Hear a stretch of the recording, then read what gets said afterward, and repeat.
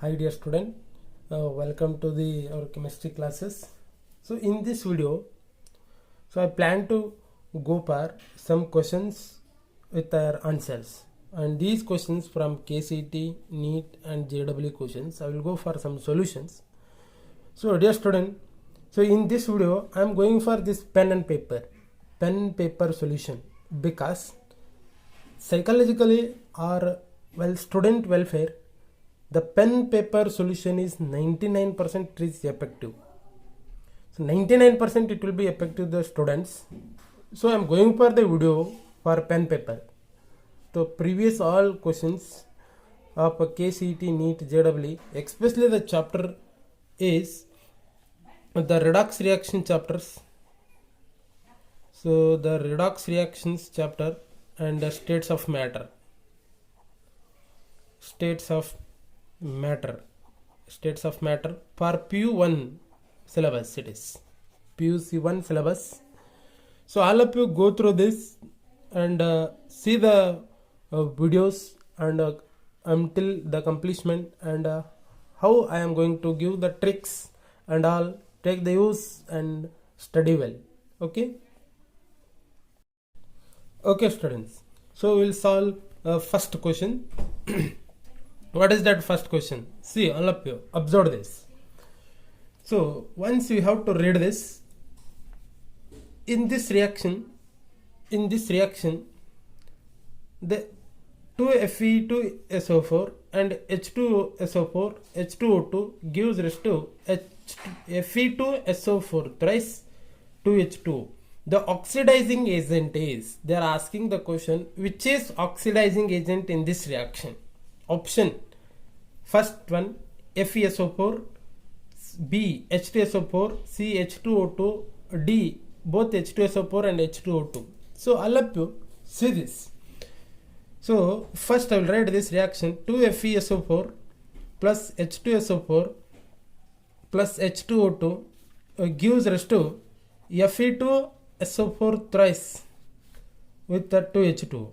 So all of you just observe the students. So in this, Fe is in plus 2 oxidation state. In this, Fe is in plus 3 oxidation state. I think you know cross the sign.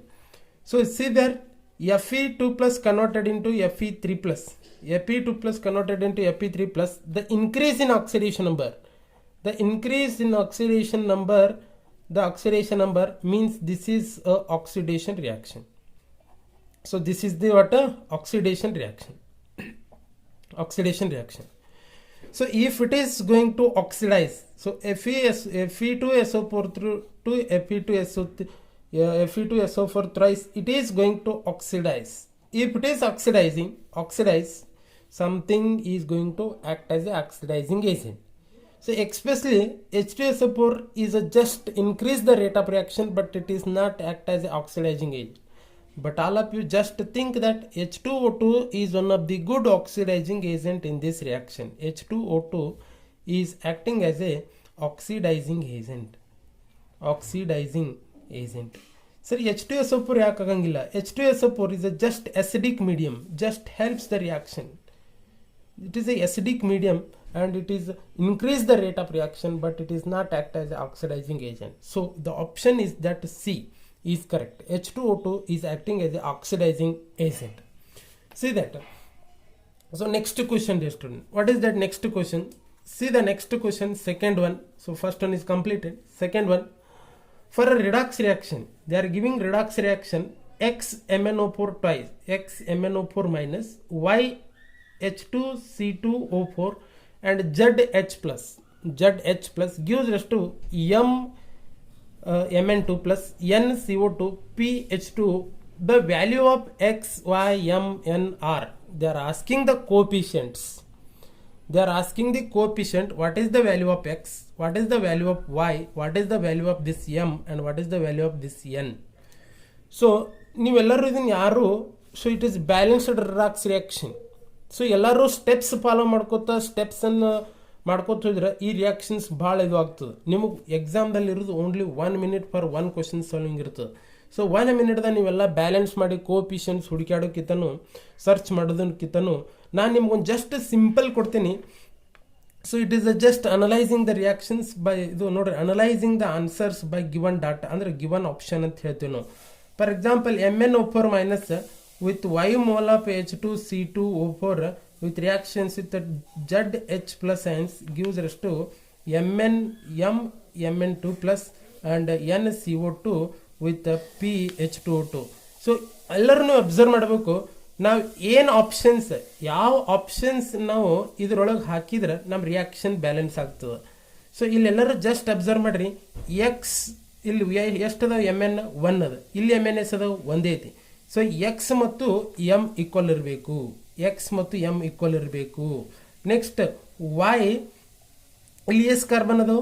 So ಇಲ್ಲಿ ಎಲ್ಲರೂ observe ಮಾಡಿರಿ, ಇಲ್ಲಿ Y S ಅದಾವ, ಇಲ್ಲಿ 2 carbon ಅದಾವ, ಅಂದ್ರೆ ಇದು 1 ratio ಆದ್ರೆ ಇದು 2 ಇರಬೇಕು. ಅಂದ್ರೆ Y equal to 2 times of n ಇರಬೇಕು. ಈ ತರ ಆಪ್ಷನ್ ಎಲ್ಲಿದಾವ ನೋಡ್ರಿ ನೀವು.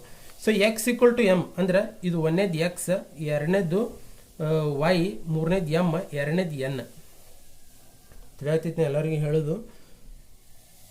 ಸೊ ಈಗ ಎಕ್ಸ್ ಈಕ್ವಲ್ ಟು ಎಮ್ ಇರಬೇಕು, ಎಕ್ಸ್ ಈಕ್ವಲ್ ಟು ಎಮ್ ಇರಬೇಕು. ಯಾವ ಆಪ್ಷನ್ದಾಗ ಎಕ್ಸ್ ಈಕ್ವಲ್ ಟು ಎಮ್ ಅದ ನೋಡ್ರಿ, ಇಲ್ಲಿ 10 ಐತಿ, ಇಲ್ಲಿ 5 ಐತಿ, ಈಗ ಇಲ್ಲಿ 2 ಐತಿ, ಇದು 2 ಐತಿ. ಸೊ ಮೇ ಬಿ ಇದೊಂದು ಒಬೆ ಆಗ್ಬಹುದು. ಸೊ ಇದ್ರೊಳಗೆ 2 ಐತಿ, ಇದು 6 ಐತಿ, ಇಲ್ಲಿ 2 ಐತಿ, 3 ಐತಿ, 2 ಐತಿ. ಸೊ ಮೇ ಬಿ ಆಪ್ಷನ್ 2 ನೋಡ್ರಿ. ಈಗ X equal to M, 2 equal to 2 ಐತಿ. So Y equal to 2 times of N ಇರ್ಬೇಕಂತ ಹೇಳಿನಿ. ಈಗ Y equal to 2 times of N ಅಂದ್ರೆ ವೈ ಈಕ್ವಲ್ ಟು 5 ಐತಿ ಅಂದ್ರೆ 2 × 5. ಸೊ ವೈ ಈಕ್ವಲ್ ನೋಡ್ರಿ 5 = 10 ಅಂದ್ರೆ ಆಪ್ಷನ್ ಯಾವ್ದು ಅಂದಂಗೆ ಐತಿ ಈಗ. ಸೊ ಇಲ್ಲಿ ಎಲ್ಲರೂ ಅಬ್ಸರ್ವ್ ಮಾಡ್ರಿ. So this is what 2 equal to ನೋಡ್ರಿ, 1ನೇದು ಎಕ್ಸ್ ಈಕ್ವಲ್ ಟು ಎಮ್ ಆಯಿತು, Y equal to 2 times of N ಅಂದ್ರೆ Y equal to 2n. So next Y equal to 2 × 5 10. So ನಮ್ಗೆ ಆಪ್ಷನ್ ಏನೇನಾಯಿತು, 2, ವೈ ಇದು ವೈ ಅಂದ್ರೆ ಎಷ್ಟು 5 ತಗೋತೀನಿ ನಾನು, 2, 5, 2, 10. ಸೊ ಇದು ಯಾವ ಆಪ್ಷನ್ದಾಗ ಐತೆ ನೋಡ್ರಿ. So this is what option B, option B. So ಈ ಥರ ನೀವು ಎಕ್ಸಾಮ್ದಾಗ ಟ್ರಿಕ್ಸ್ ಯೂಸ್ ಮಾಡಬೇಕು. ನಾ ಟ್ರಿಕ್ಸ್ ಹೇಳ್ಕೊಡಾಗ್ತೀನಿ ಬರೀ, just they are going to shortcut tricks. So once again ನೋಡ್ರಿ, ಸೊ ನೋಡ್ರಿ ಇಲ್ಲಿ ಎಕ್ಸ್ ಏನದ, ಇಲ್ಲಿ ಎಮ್ನು ಅಷ್ಟೇ ಇರ್ತದೆ. Because m number of m n is same number of moles. X s moles ಇರ್ತಾವೆ, ಎಮ್ನು ಅಷ್ಟೇ ಮೋಲ್ಸ್ ಇರ್ತಾವೆ, ಅಂದ್ರೆ x equal to m. So why for example ಇಲ್ಲಿ 2c ಅದ, ಬಟ್ ಇಲ್ಲಿ ಬರೀ ಸಿ ಅದ, ಒಂದೇ ಮೋಲ್ ಅದ. ಸೊ ಇಲ್ಲಿ ಎಷ್ಟು ಇರ್ತಾವಲ್ಲ ಇದರ ಅರ್ಧ ಈ ಕಡೆ ಇರ್ತಾವ. So y equal to 2 times of n. So y equal to 2 times of n. Assume that ನಾವು ಆಪ್ಷನ್ಸ್ ನೋಡ್ಕೊತ ಹೊಂಟೇವಿ ಈಗ. ಸೊ ಆಪ್ಷನ್ಸ್ ನೋಡಿ, ಒಂದು ಏನಾರ ನಾವು 5 ಸಬ್ಸ್ಟಿಟ್ಯೂಟ್ ಮಾಡಿದ್ರೆ 5 equal to 2 × 5, 5 equal to 10. So option 2, 5, 2, 10 ಆಗ್ತದೆ. So it is one of the equations. Okay, so see that. So ನೋಡ್ರಿ ಹೆಂಗೆ. Next third questions, all of you just read it. ಇದು ಒಂಥರ ಬೆಸ್ಟ್ ಮಸ್ತ್ ಕ್ವಶನ್ ಐತಿ ನೋಡ್ರಿ. The K-monopore act as an oxidizing agent. Obviously, we know that K-monopore is acting as an oxidizing agent in an alkaline medium, in a basic medium. They are asking, and when alkaline K-monopore is treated with Ki, the iodine ion is oxidized to. ನೋಡ್ರಿ, ನಾ ಇಲ್ಲೊಂದು reactions ಬರೀತೀನಿ, ಎಲ್ಲರೂ observe ಮಾಡಬೇಕು. ಈ reactions ಏನು ಬರೀತೀನಿ ನೋಡ್ರಿ ನಾನು. 2MnO4 ಮೈನಸ್ ರಿಯಾಕ್ಷನ್ಸ್ ಐತಿ H2 in presence of I minus under Ki. So it gives rise to 2MnO2 with 2OH minus and also IO3 minus. So ಈ ರಿಯಾಕ್ಷನ್ಸ್ ನೋಡ್ರಿ, ಈ ರಿಯಾಕ್ಷನ್ದಾಗ ಇದು oxidation reaction. K-monopore is acting as an oxidizing agent. ಹೌದ್ರಿ, ಅಂದ್ರೆ ಇದು oxidising agent ಅಲ್ಲಾಗ್ತದೆ. ಅಂದ್ರೆ some reactions going to oxidation. ನೋಡ್ರಿ, ಇದು ಆಕ್ಸಿಡೇಷನ್ ಆಗ್ತದೆ. So it is undergo oxidation, addition of oxygen. So it is act as oxidising agent. So ಇದ್ರೊಳಗೆ ನಮ್ಗೆ ಏನು ಪರ್ಮಿಷನ್ ಆಯಿತು, IO3 minus. So option C is correct, IO3 minus. So simple students, just practice it is needed while solving the any of a question. So practice it. Next, we'll go for some other questions also. Okay. See that these questions, they are very important and very interesting also. So they are states of matter questions. ನೋಡ್ರಿ, ನಾ expressly pen paper solution ಹೊಂಟೀನಿ. ಯಾಕೆ pen paper solution ಹೊಂಟೀನಿ ಅಂದ್ರೆ ನಾವು ಕಲಿಯಾಕ್ತೇವಿ ಅಂತ ನಿಮ್ಗೆ ಅನಿಸ್ಬೇಕು. So pen paper solution ಹೊಂಟೀನಿ ನಾನು, ಎಲ್ಲ ಆಪ್ಷನ್ಸ್ ಇದ್ರು ಯಾಕೆ ಇದಕ್ಕೆ ಬಿಟ್ಟು ಹೊಂಟೀನಿ ಅಂದರೆ it is helpful to the students while understanding the basic things. ನಾನು ನಿಮ್ಗೆ ಬರ್ಕೋತ ಹೊಂಟೀನಿ ಅಂತಂದ್ರೆ ನಿಮಗೂ ನಾವು ಕಲಿಯಾಕತ್ತೇವಿ ಅಂತ ನಿಮಗೂ ಫೀಲ್ ಇರ್ತದೆ. ಸೊ ಅಷ್ಟೇ ನಾನು ಹೇಳೋದು. So see that they are states of matter questions.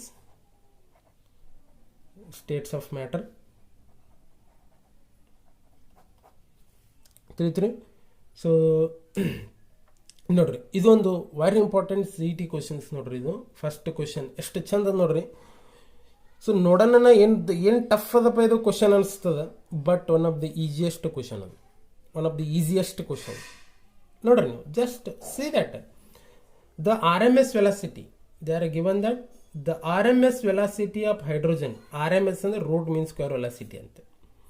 The root mean square velocity of hydrogen is √7 times the RMS velocity of nitrogen. If T is the temperature of the gas, which of the following is true? ಏನ್ರಿ ಇದು tough ಐತಿ ಅನಿಸ್ತದೆ ನಿಮ್ಗೆ. Options ನೋಡ್ರಿ, temperature of nitrogen is equal to temperature of hydrogen. So temperature of hydrogen is equal to √7 times of temperature of nitrogen. Temperature of nitrogen equal to 2 times of temperature of hydrogen. Temperature of nitrogen equal to √7 times of temperature of hydrogen. ನೋಡ್ರಿ ಇದನ್ನ solve ಮಾಡೋಕೆ ನಮಗೇನು ಅಷ್ಟು ದೊಡ್ಡದು ಇದನ್ನು ಬೇಕಾಗಿಲ್ಲ. ನಾನು solve ಮಾಡ್ತೀನಿ ನೋಡ್ರಿ, ಎಷ್ಟು ಸಿಂಪಲ್ ಆಗಿ ಸಾಲ್ವ್ ಮಾಡ್ತೀನಿ. So they are given that we know that, ನಮ್ಗೆ ಗೊತ್ತಿರುವಂಗ we know that the RMS velocity equal to √3 RT divided by m. 3 RT divided by m. ಹೌದು. So they are itself given that the RMS velocity ನೋಡ್ರಿ, the RMS velocity of hydrogen is √7 times of RMS velocity of nitrogen. All of you just observe that the VRMS of hydrogen is equal to √7 times of VRMS of nitrogen. They are itself given this data. ಇದನ್ನು ಕೊಟ್ಬಿಟ್ರ ಅವರು, ಎಲ್ಲರೂ observe ಮಾಡ್ರಿ. So the VRMS equal to √3 RT. Just ಇದನ್ನು ನಿಮ್ಗೆ remember, ಇದು ಯೂಸೇ ಬರಂಗಿಲ್ಲ ಇಲ್ಲಿ.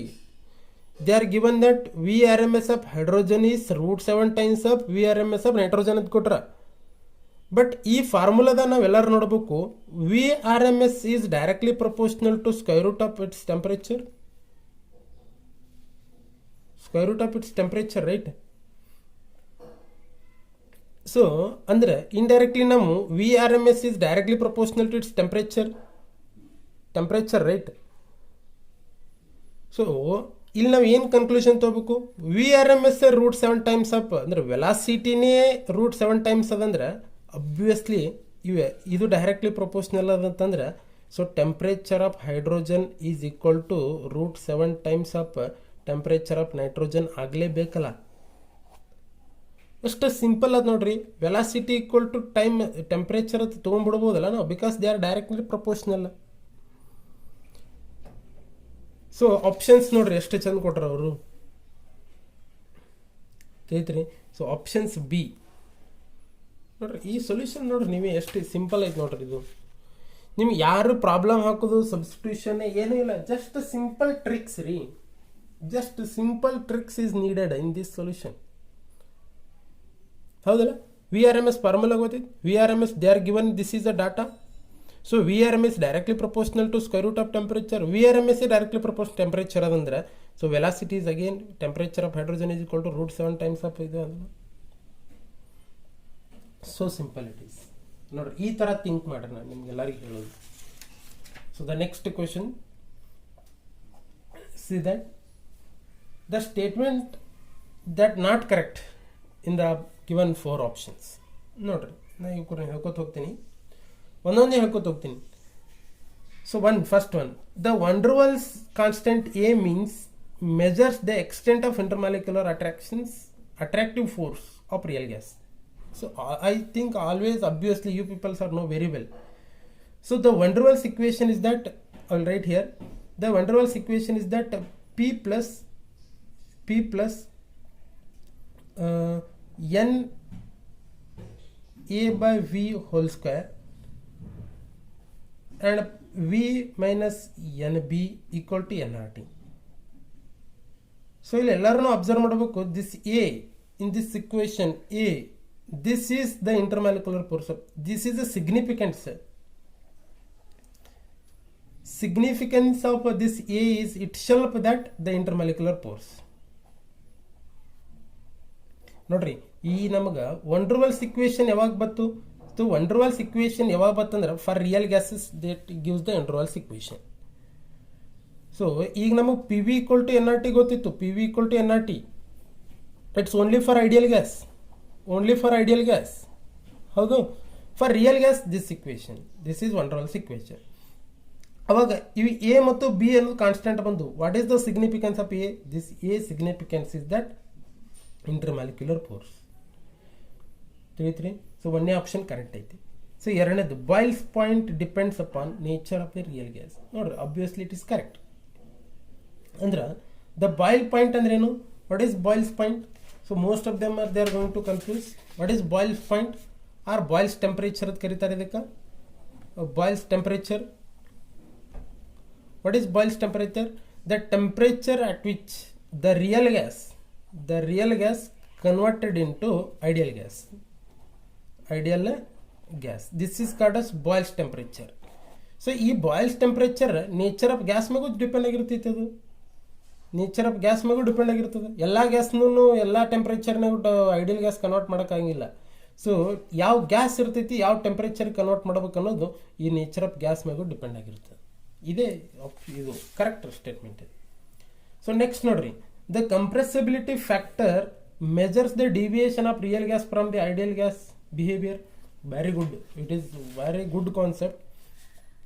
ನೋಡ್ರಿ, ನಮ್ಗೆಲ್ಲರಿಗೂ ಗೊತ್ತದು compressibility factor. We are defined that it is the ratio of product of PV divided to the RT. ಹೌದು. So when Z equal to 1 means it is ideal gas. When Z is less than 1 or Z is greater than 1, ಮತ್ತೆ two options ಬರ್ತಾವೆ. They are called as real gases. Real gas. So ನಮ್ಮ ideal gas ಇದ್ದು real gas ಐತೆ ಅನ್ನೋದು ನಮ್ದು ಇದು compressibility factor ಹೇಳ್ತದಲ್ಲ. Real gas ಐತು, ಐಡಿಯಲ್ ಗ್ಯಾಸ್ ಅಂತೇಳಿ. So compressibility factor measures the deviation of real gas and ideal gas by see this. When Z equal to 1 then it is ideal gas. If Z is less than or greater than, then they are called real gas. So it means that Z measures the real gas or ideal gas behavior, right? Correct option it is. So the last one, the critical temperature is lower. Notice, critical temperature is the lower temperature at which the liquefaction of gas first occurs. This is a wrong statement. How? ನೋಡ್ರಿ, critical temperature ಅಂತಂದ್ರೆ ಏನು? ನಾ first ಅದನ್ನ ಹೇಳ್ತೀನಿ ನೋಡ್ರಿ. So most of them if you are confused I will explain this. ನೋಡ್ರಿ, ಅಲ್ಲೊಂದು ನಮ್ಗೆ ಲ್ಯಾಂಗ್ವೇರ್ ಕರ್ವ್ ಬರ್ತೈತಿ. ಲ್ಯಾಂಗ್ವೇರ್ ಕರ್ವ್ದಾಗ ಹೇಳ್ತಾನ ದ ಲಿಕ್ವಿಫಿಕೇಶನ್ ಆಫ್ ಗ್ಯಾಸ್ ಅಂದ್ರೆ ಒಂದು ಸರ್ಟನ್ ಟೆಂಪ್ರೇಚರ್ದೊಳಗೆ ಆಗ್ತದೆ. ಫಾರ್ ಎಕ್ಸಾಂಪಲ್ ಸರ್ಟನ್ ದಿಸ್ ಟೆಂಪ್ರೇಚರ್ದೊಳಗೆ ಆಗ್ತದೆ ಅಂತಂದ್ರೆ it is not a minimum temperature. It is ನೋಡ್ರಿ, ಅವ್ರು ಅದೇ ಕೊಟ್ರೆ it is not lower temperature, it is the maximum higher temperature. ಈ ಹೈ ಟೆಂಪ್ರೇಚರ್ದೊಳಗೆ ಈ ರಿಯಲ್ ಗ್ಯಾಸ್ ಇದ್ದಿದ್ದು ಏನಾಗ್ತಿರ್ತದೆ? ಐಡಿಯಲ್ ಗ್ಯಾಸ್ ಕನ್ವರ್ಟ್ ಆಗ್ತಿರ್ತದೆ. ಹೌದು, ಐಡಿಯಲ್ ಗ್ಯಾಸ್ ಕನ್ವರ್ಟ್ ಆಗ್ತಿರ್ತದೆ. ಅಂದರೆ it is not a minimum temperature, it is a one particular temperature it is. Therefore it is called as critical temperature. So it is not a lower temperature also. It is a certain temperature or certain temperature in which all real gas converted into, or all gases converted into all real gas converted into ideal gas. 3. So all gaseous molecule, carbon dioxide gaseous molecule converted to carbon dioxide liquid. Therefore it is liquefaction. ಇದೆಲ್ಲ meaning. ಹೌದಲ್ಲ? So the liquefaction, for example carbon dioxide temperature ತೊಗೊಂಡ್ರೆ ನಾವು 30.98 kelvin ಅಂತ ಹೇಳ್ತೀವಲ್ಲ, 98 degree Celsius ಅಂತ ಹೇಳ್ತೀವಲ್ಲ. So it is not a lower temperature, it is certain temperature. So this is a statement is wrong. Especially ಈ word ನಮ್ಮ ಸೆಂಟೆನ್ಸನ್ನೇ change ಮಾಡಿಬಿಡ್ತದೆ. I think I hope it is very clear also. So the next one, it's very important. ನೋಡ್ರಿ, ನಾ ಈಗ ಏನು ಹೇಳತ್ತೀನಿ ಅಂತಂದ್ರೆ, ಈ ಕ್ವಶನ್ಸ್ ನಿಮ್ಮ ನೋಡಕ್ಕೆ ಭಾಳ ಈಸಿ ಅನಿಸ್ತಿರ್ಬೇಕು, but answer while answering they are somewhat confusing. That's why ಇವಕ್ಕೂ ನಾನು ಸ್ವಲ್ಪ ಇಂಪಾರ್ಟೆಂಟ್ ಇದ್ದಿವೇ ಚೂಸ್ ಮಾಡ್ಕೊಂಡು ಸಾಲ್ವ್ ಮಾಡತ್ತೀನಿ. ನೆಕ್ಸ್ಟ್ ನೋಡ್ರಿ, the pressure of real gas is less than that of ideal gas. Nodri, very important it is. The pressure of real gas is less than that of pressure of ideal gas. ಅಂದ್ರೆ ideal gas pressure ಯಾವಾಗಲೂ ಹೆಚ್ಚಿರ್ತದೆ real gas compare ಮಾಡಿದ್ರೆ. ಯಾಕ? Why? First option ನೋಡ್ರಿ, intermolecular attractions, finite size of particle, increase in the number of collision, increase in the kinetic energy of molecule. So ಹಿಂಗೆ ಏನಾರ ಬತ್ತಂದ್ರೆ direct answer ಗೋರಿ intermolecular attractions. ಯಾಕ್ರಿ? ಸೊ ಇಲ್ಲಿ ಎಲ್ಲರೂ ಅಬ್ಸರ್ವ್ ಮಾಡಬೇಕು, ಐಡಿಯಲ್ ಗ್ಯಾಸ್ ಅಂತಂದ್ರೆ, so according to kinetic theory of molecule of gas ಹೇಳ್ತೀನಿ, ನಮ್ಮ ಕೆನೆಟಿಕ್ ಥಿಯರಿ ಆಫ್ ಗ್ಯಾಸ್ ಹೇಳ್ತೀನಿ ರೀ.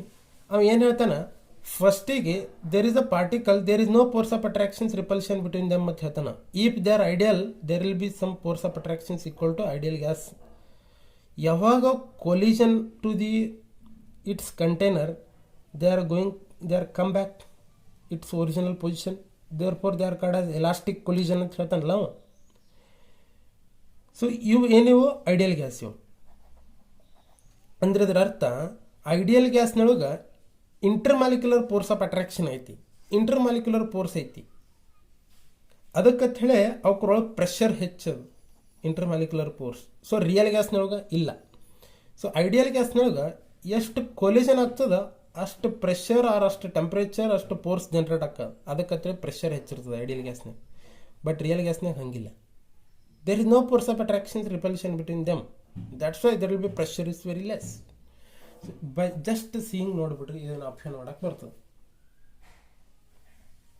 ತಿಳಿತೀರಿ? ಸೊ ನೋಡ್ರಿ, ಇನ್ನೊಂದು ಕ್ವಶನ್ ಸಾಲ್ವ್ ಮಾಡ್ತೀನಿ ನೋಡ್ರಿ. Question simple question. For an ideal gas the compressibility factor ಕೇಳ ನಾವು. ಸೊ ಐಡಿಯಲ್ ಜಡ್ ಅಂದ್ರೆ ಏನ್ರಿ? P V divided by R T. So when PV equal to RT, then it is called as ideal gas equation. Ideal gas ಹೌದಿಲ್ರಿ? ಅಂದ್ರೆ PV equal to nRT ಆಗ್ಬೇಕಂದ್ರೆ PV divided by RT equal to 1, then only it is ideal gas equation.